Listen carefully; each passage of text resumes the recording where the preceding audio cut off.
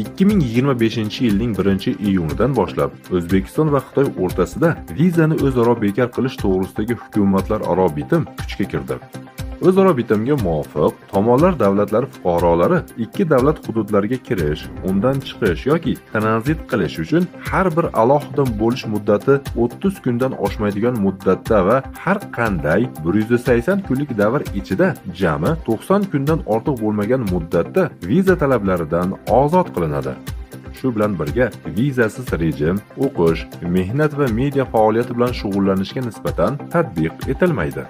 O'zbekistonda xitoylik sarmoyadorlar faoliyati bahs va tanqidlarga sabab bo'layotgan bir paytda Toshkent va Pekin o'rtasida vizasiz tartib kuchga kirmoqda.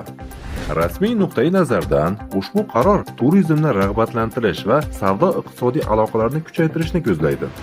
Geosiyosiy nuqtai nazardan vizasiz rejimning joriy etilishi mintaqa uchun raqobat kurashida Xitoy o'z ta'sirini kuchaytirish uchun yangi imkoniyatlar izlayotganini bildiradi.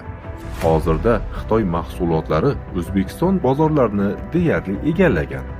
Oxirgi 2-3 yilda Xitoy O'zbekistonning birinchi raqamli savdo sherigiga aylandi.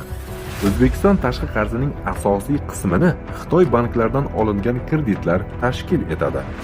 So'nggi 10 yillikda Xitoy bir kamar bir yo'l tashabbusi doirasida Markaziy Osiyoda iqtisodiy va infratuzilmaviy faoliyatni amalga oshiryapti.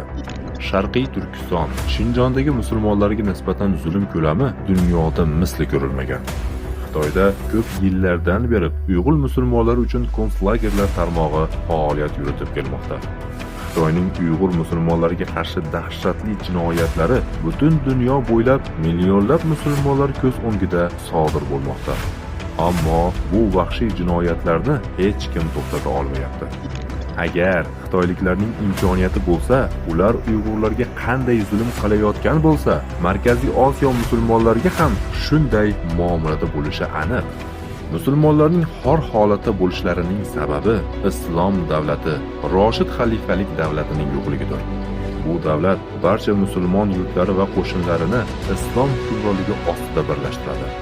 U dushmanlari bilan vizasiz rejim joriy qilmaydi, balki ularning qalbiga qo'rquv soladi.